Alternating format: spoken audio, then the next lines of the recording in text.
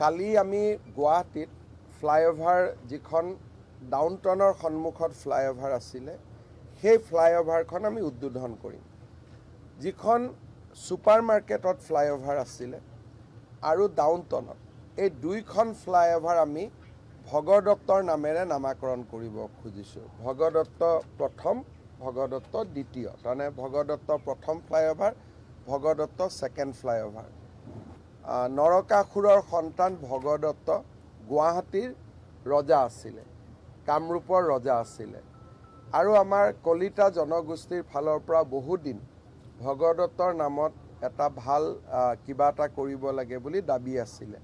সেইবাবে অহাকালি আমি পুৰণা ফ্লাইঅভাৰ ছুপাৰ মাৰ্কেটৰ, নতুন ফ্লাইঅভাৰ ডাউনটাউনৰ দুইখন ফ্লাইঅভাৰ আমি ভগদত্তৰ নামেৰে দিম।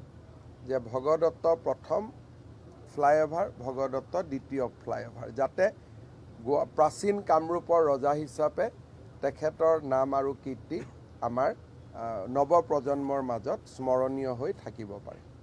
কালি আমি গুৱাহাটীত ফ্লাইঅভাৰ যিখন ডাউনটাউনৰ সন্মুখত ফ্লাইঅভাৰ আছিলে সেই ফ্লাইঅভাৰখন আমি উদ্বোধন কৰিম। যিখন ছুপাৰ মাৰ্কেটত ফ্লাইঅভাৰ আছিলে আৰু ডাউনটাউনত এই দুইখন ফ্লাইঅভাৰ আমি ভগদত্তৰ নামেৰে নামাকৰণ কৰিব খুজিছোঁ। ভগদত্ত প্ৰথম, ভগদত্ত দ্বিতীয়, তাৰমানে ভগদত্ত প্ৰথম ফ্লাইঅভাৰ, ভগদত্ত ছেকেণ্ড ফ্লাইঅভাৰ। নৰকাসুৰৰ সন্তান ভগদত্ত গুৱাহাটীৰ ৰজা আছিলে, কামৰূপৰ ৰজা আছিলে আৰু আমাৰ কলিতা জনগোষ্ঠীৰ ফালৰ পৰা বহুদিন ভগদত্তৰ নামত এটা ভাল কিবা এটা কৰিব লাগে বুলি দাবী আছিলে। সেইবাবে অহাকালি আমি পুৰণা ফ্লাইঅভাৰ ছুপাৰ মাৰ্কেটৰ, নতুন ফ্লাইঅভাৰ ডাউনটাউনৰ দুইখন ফ্লাইঅভাৰ আমি ভগদত্তৰ নামেৰে দিম। যে ভগদত্ত প্ৰথম ফ্লাইঅভাৰ, ভগদত্ত দ্বিতীয় ফ্লাইঅভাৰ, যাতে প্ৰাচীন কামৰূপৰ ৰজা হিচাপে তেখেতৰ নাম আৰু কীৰ্তি আমাৰ নৱপ্ৰজন্মৰ মাজত স্মৰণীয় হৈ থাকিব পাৰে। কালি আমি গুৱাহাটীত ফ্লাইঅভাৰ যিখন ডাউনটাউনৰ সন্মুখত ফ্লাইঅভাৰ আছিলে সেই ফ্লাইঅভাৰখন আমি উদ্বোধন কৰিম।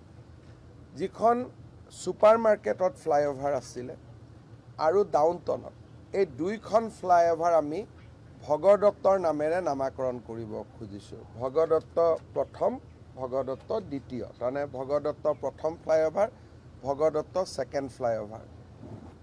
নৰকাসুৰৰ সন্তান ভগদত্ত গুৱাহাটীৰ ৰজা আছিলে, কামৰূপৰ ৰজা আছিলে আৰু আমাৰ কলিতা জনগোষ্ঠীৰ ফালৰ পৰা বহুদিন ভগদত্তৰ নামত এটা ভাল কিবা এটা কৰিব লাগে বুলি দাবী আছিলে। সেইবাবে অহাকালি আমি পুৰণা ফ্লাইঅভাৰ ছুপাৰ মাৰ্কেটৰ, নতুন ফ্লাইঅভাৰ ডাউনটাউনৰ দুইখন ফ্লাইঅভাৰ আমি ভগদত্তৰ নামেৰে দিম। যে ভগদত্ত প্ৰথম ফ্লাইঅভাৰ, ভগদত্ত দ্বিতীয় ফ্লাইঅভাৰ, যাতে প্ৰাচীন কামৰূপৰ ৰজা হিচাপে তেখেতৰ নাম আৰু কীৰ্তি আমাৰ নৱপ্ৰজন্মৰ মাজত স্মৰণীয় হৈ থাকিব পাৰে।